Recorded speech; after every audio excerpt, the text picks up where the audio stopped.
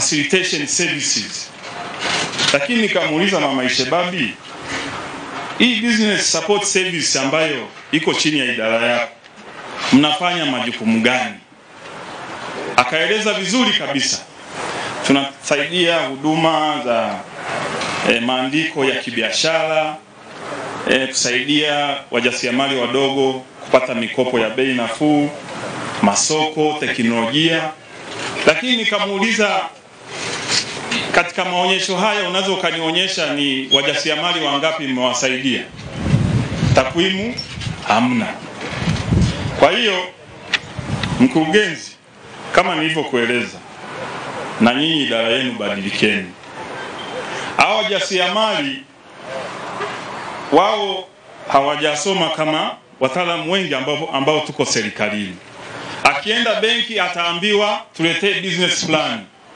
Mjasiriamali huyu mdogo ukimwambia business plan, pamoja na knowledge ya ujasiriamali alionayo, anaweza asijue jinsi ya kuliandika ile business plan, lakini sio kwamba ajui biashara.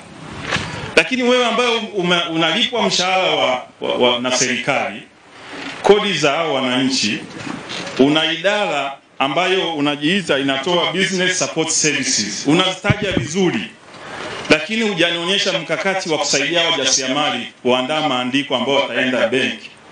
Mkakati wako ukoje? Hamna. Unasaidia naje na TanTrade? Muite TanTrade, muite SIDO, muite Kamatek, waambie bwana, mimi katika idara yangu ninawajibika kuwaratibu ili muwasaidie wajasiriamali hao. Kwa naona changamoto haiko kwa wananchi. Watanzania wameshaamka, wana shauku kubwa sana ya kufanya ujasiriamali, wapate maendeleo na nchi isonge mbele, lakini taasisi zetu bado hatujaamka. Sasa mkurugenzi, Mama Ishebabi, na wewe maazimio haya ya kubadilisha na idara yako, tunataka kuona utofauti. Hizo business support services, kaeni, muite TanTrade, muite SIDO, muite Kamatek. Wewe ni wizara, kazi yako ni kusimamia sera. Sasa hawa kama ni watekelezaji wa sera na wewe ndiye msimamizi, hamjiratibu mkacoordinate mkaenda kwa wananchi, mnategemea wananchi wao watahangaika kivyao? Haiwezekani. Kwa hiyo mkurugenzi, pamoja na timu yako na idara nzima, jipangeni vizuri, lakini ninaamini kabisa knowledge ya SIDO, knowledge ya Kamatek, knowledge ya TIRIDO, mkitoka usingizini tukaenda kazini, tunaweza tukawasaidia wajasiriamali hawa kufanya mageuzi makubwa sana. Kwa hiyo maelekezo hayo chukueni, na nimesha kueleza kwamba tutakapotoka hapa nataka nikutane na idara yako management yote, niangalie namna mnavyojipanga kutekeleza maagizo haya. Ndugu washiriki wa maonyesho, mabibi na mabwana, maonyesho haya yanatumika kupata wateja wa kudumu, lakini pia kama shule ya kurekebisha bidhaa zenu kulingana na maoni mnayoyapata kutoka kwa wateja au washiriki wenzenu. Ni matumaini yangu taasisi za wizara mlitembelea kila banda na kutoa ushauri wa teknolojia, ujuzi na mashine zinazohitajika kuboresha uzalishaji. Kwa taasisi ambazo hamjafanya hivyo, basi fanyeni hivyo leo hii. Lakini hizi taasisi nilizozitaja ambazo nilitegemea watakuwa wamefanya hiyo kazi, hazipo. Sasa kwa muda wao nataka nione program. Hao wajasiriamali sijui watawapata wapi, lakini nataka wawafikie kila mjasiriamali hizo taasisi. Nataka taarifa ya kila taasisi iliyopo na wale ambao hawapo sasa. Wizara ya Viwanda na Biashara juu ya mabanda walioyatembelea, nini wamebaini na mkakati wa kutatua changamoto husika. Na kwenu wateja na Watanzania kwa ujumla, tuwaunge mkono wanaviwanda hawa kwa kununua bidhaa zao. Tukumbuke kuwa mcheza kwao hutunzwa. Watanzania tupende bidhaa zetu. Kama tunaona zina hitilafu, tuwaeleze wazalishaji wazidi kuboresha. Tukifanya hivyo, tutasaidia kutengeneza ajira za vijana wetu ambao tumewekeza katika kuwasomesha na sasa wanatafuta ajira. Na Mheshimiwa Rais wetu, hii azima ya kujenga uchumi wa viwanda ni kuwasaidia wajasiriamali, akiwa mdogo sana basi awe mdogo wakati. Na ndio maana taasisi ambazo rais wetu anaziongoza na ameamini na kuamini kwamba Wizara ya Viwanda na Biashara ndio tuna dhamana ya kusaidia nchi kwenda kwenye hiyo direction ya kuwasaidia wajasiriamali wadogo. Ninapoona taasisi ambazo naziongoza hazijapata huo ujumbe wa rais wetu, kwa kweli siwaelewi. Watanzania walishaamka, walishamuelewa rais wetu. Wanatembea kwa spidi 150, lakini baadhi ya taasisi unazikuta zinatembea spidi 30. Watanzania wako mbali, sisi tumepiga usingizi. Sasa ndio maana nasema amkeni, msipojiamsha tutawaamsha na hamtapenda.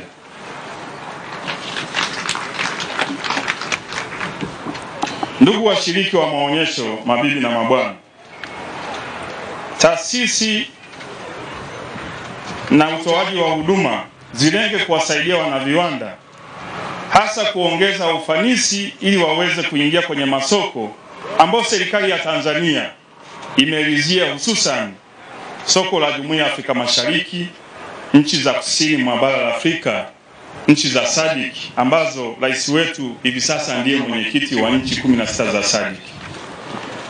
Kwa nini ninaongea kwa masikitiko makubwa juu ya taasisi ambazo nitegemea zishiriki hapa lakini hazijashiriki? Nikiwatizama wa Tanzania na nini maana ya Tanzania kuwa sehemu ya soko la pamoja. Sasa hivi sisi ni sehemu ya Jumuiya ya Afrika Mashariki. Ina maana tunafungua uwanja, wote tunacheza, yani haki sawa. Tanzania ni sehemu ya nchi za SADC 16, soko zaidi ya watu milioni 360. Lakini Tanzania sisi sio kisiwa, tutakuwa sehemu ya Africa Continental Free Trade Area. Mchakato unaendelea. Lakini hii inamaanisha nini wa Tanzania? Inamaanisha tunapofungua soko la pamoja, sisi wa Tanzania tusipobadilika kifikra, tukawa wachapakazi na taasisi ndani ya serikali zikatambua hilo na kuwasaidia wa Tanzania, tutakuwa sio wazalisha bidhaa na huduma kutoka hapa nchini, bali tutakuwa ni wapokea bidhaa na huduma kutoka kwenye masoko mengine. Tukiwa nchi ya namna hiyo, hatutaweza kutengeneza ajira za kina mama na vijana wa Tanzania. Lakini kwa wakati huo huo, taasisi zetu mkisimamia majukumu yenu vizuri, rais wetu dira yake pamoja na uwekezaji mkubwa kwenye miundombinu, wa Tanzania tayari tuko pazuri. Masoko haya ya pamoja, azima ya serikali inayoongozwa na Dr. John Pombe Magufuli ni Tanzania kutumia fursa tulizonazo za asili tulizopewa na Mwenyezi Mungu, uwekezaji wa miundombinu ambayo wanaendelea kuusimamia, ili sisi tuzalishe bidhaa na huduma kwenda kwenye haya masoko. Tukifanya hivyo tutatengeneza ajira nyingi sana kwa vijana na akina mama. Tukifanya hivyo tutakuza uchumi wa nchi yetu. Tukifanya hivyo tutapata mapato makubwa kwenda kwenye huduma za jamii. Lakini wataalamu wasomi ndani ya serikali, kila siku ya Mungu viongozi wetu wanazungumza, lakini nashangaa kwa nini hampati message hii. Na nyinyi ndio mnatakiwa kuipata haraka, kwa sababu Watanzania ambao hawana upeo na elimu kama mlionayo wanatutegemea sisi. Kwa hiyo yani, ndugu zangu, naomba mtuelewe. Tumeelewana ndugu? Profesa, mimi nimekupongeza na SIDO. I'm happy. Na mimi ndio maana nasema nendeni sasa kwa wananchi. Lakini hii ni taasisi mingine ambayo tunaiambia kila siku haisikii.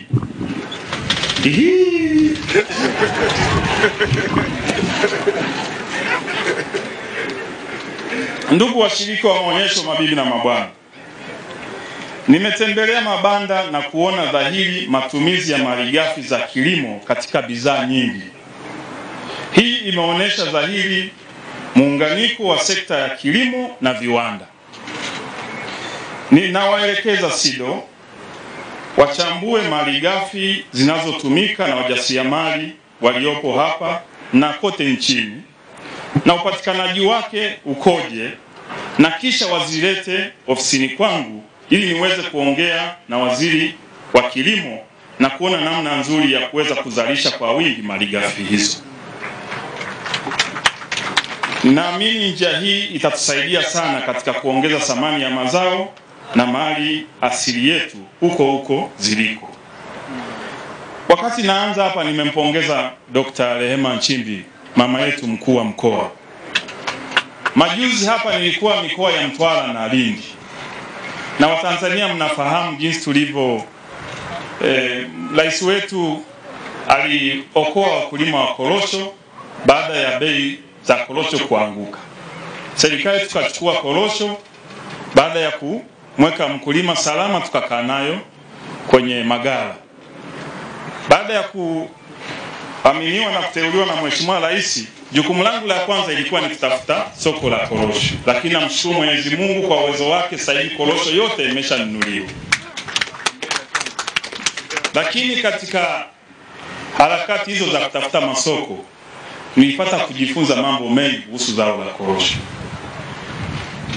Wilaya za Masasi na Chingwea na Tandahimba, korosho ya Tanzania ni bora kuliko korosho zote zinazolimwa dunia hii. Lakini ukienda Masasi na Chingwea na Tandahimba, soko linasema sisi hii tunaipenda zaidi na tuko tayari kulipa bei zaidi. Lakini nilivyowauliza hivi, katika Tanzania jiolojia ya Masasi, Tandahimba na Chingwea haipatikani maeneo mengine ili tukaenda kuongeza uzalishaji wa hii korosho ambayo inapendwa sana na mteja yuko tayari kulipa zaidi. Sasa ya Mungu hayo, wataalamu wakasemaje? Wakasema kuna maeneo ya Dodoma, sasa wilaya ya Mpwapwa, ekolojia yake inafanana na haya maeneo. Nyingine wakasema mkoa wa Singida. Lakini mama Rehema Nchimbi, yeye Mwenyezi Mungu alishamtokea siku nyingi, alishawahamasisha wana Singida walime korosho. Tunakupongeza sana mama yetu. Kwa hiyo wale wataalamu watali nitawaagiza waje wafike mkoa wa Singida. Tumewapa jukumu la kufanya uchambuzi wa kiikolojia ili tuweze kutoa elimu katika maeneo ambayo ikolojia ya kilimo cha korosho inafanana na wilaya za Nachingwea, Masasi na Tandahimba. Lakini bahati iliyo njema, mkoa wa Singida ikolojia inafanana hivyo, lakini kwa sababu mkoa wa Singida ni mkubwa, utaalamu unaweza ukasema hasa wilaya fulani, ili tujikite kuhakikisha Wizara ya Kilimo inawapa miche ya kutosha, na miaka ya mbeleni uchumi wa mkoa wa Singida, zao la korosho unasaidia kupunguza umaskini wa mkoa na kuchangia pato la taifa. Yetu ya viwanda na biashara, tunajua ndiyo wizara ambayo inasimamia matumaini ya Watanzania kwenda kipato cha kati kupitia ujenzi wa uchumi wa viwanda. Lakini ujenzi wa uchumi wa viwanda unaoangalia Watanzania wengi tunatambua wako kwenye kilimo, wako kwenye mifugo, wako kwenye uvuvi na ujasiriamali mdogo, ambao maonyesho haya yametayarishwa kwa ajili ya kuwasaidia kujipambanua, kutafuta masoko, kunetiweki. Na ninaposema kunetiweki, ndugu zangu, hata nyinyi, yani kuna maonyesho nimeshiriki. Nitolee tu mfano, wakati wa wiki ya viwanda ya SADC nilikuwa naenda kwenye mabanda. Nikaenda kwenye banda, mama mmoja alikuwa na bidhaa nzuri za vifungashio nzuri sana, yani viwango vya kimataifa, na TBS wamempa kibali kwamba viwango safi. Akanambia, waziri, mimi na hii fungashio lakini nina shida ya soko, yani sijapata wahitaji wa hii bidhaa. Nikachukua business card yake, nikasema ngoja na mimi katika pitapita nitakusaidia kutafuta masoko. Nikaenda banda kama la 4 kutoka alipokuwa huyu mama. Nikakuta mama ana bidhaa, anasema anatafuta vifungashio. Nikasema ahadi ya huyu mama ambaye nimemwahidi nitatafuta soko imekuwa rahisi sana. Nikawachukua wale mama wawili, nikaambia, wewe unatafuta nini? Wakati mwenzake yuko pembeni akasema. Nikaambia, na wewe? Wakasema. Akasema, nimempata mteja. wakafanya dili pale pale. Kwa hiyo ninapozungumza ku network, mnapokuja kwenye maonyesho kama haya, tenga muda, nenda kwa wenzako, jifunze, jua yeye anafanya biashara gani. Kuna linkage mnaweza mkafanya na ukajikuta changamoto ambayo imekuwa ikikuumiza kichwa, kumbe kuna mtu ana suluhu wa hiyo changamoto. Kwa maonyesho haya si tu kwa ajili ya kuuza, lakini hata kufahamiana na kubadilishana mawazo, mikakati, hata kupata masoko baina ya nyinyi wenyewe. Lakini wizara yangu tunaendelea kuboresha mazingira kwenye halmashauri zetu. Nimekuwa nikikemea sana utitiri wa maberia, vikwazo njiani. Mjasiriamali mdogo ameshazalisha, na sisi kama nilivyowaambia, Tanzania lazima tuwe aggressive na tuweke mazingira mazuri ya kumsaidia mzalishaji mdogo, mjasiriamali mdogo azalishe, lakini tumsaidie afike kwenye soko, iwe ni ndani ya nchi, iwe ni nje ya nchi. Sasa ukiwa na utitiri wa maberia, ukiwa na matrafiki njiani kila kilomita 5 mkono, ndivyo tunachelewesha bidhaa zinazozalishwa na wajasiriamali wadogo kufika kwenye soko. Ndivyo tunapochelewesha mzunguko wa fedha kwenye jamii zetu, kwenye uchumi wetu.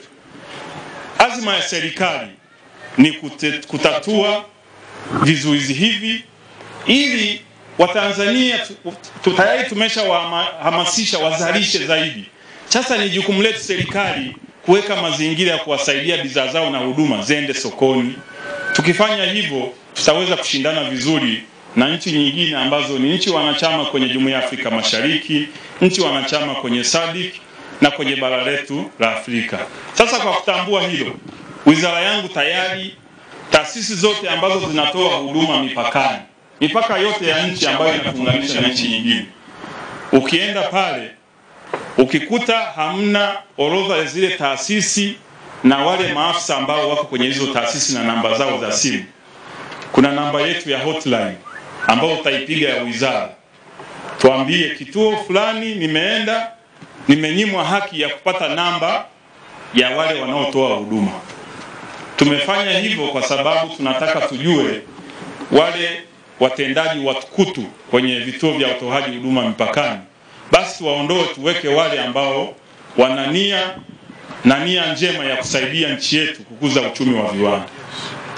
Kwa hiyo nimeona niwajulishe hilo, kwa sababu tunataka bidhaa ambazo nimeziona hapa, ikiwezekana nikiwa naenda kwenye mikutano ya biashara Uganda, Kenya, Sudani ya Kusini na nchi nyingine, kesho kutwa naenda Zambia, kwenye hayo mambo hayo, nikiona bidhaa made in Tanzania najisikia vizuri sana.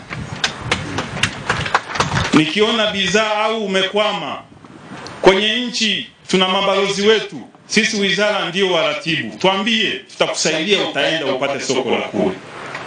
Ukiwa kule umekwama, wasiliana na balozi zetu, wasiliana na waziri, wasiliana na watendaji. Tunataka tuwasaidie, mwasaidie Watanzania wengine wanaotafuta ajira.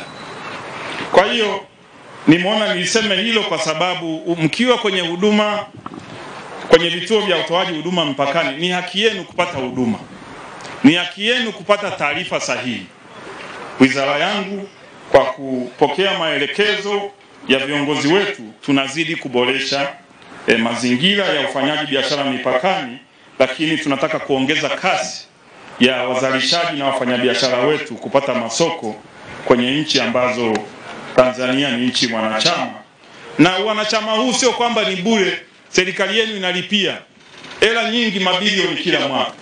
Kwa lazima wafanyabiashara wetu mfaidi mchango wa serikali yenu inayolipia kwenye hizo nchi wanachama, ili kuwatengenezea fursa ya nyinyi kupata masoko kule.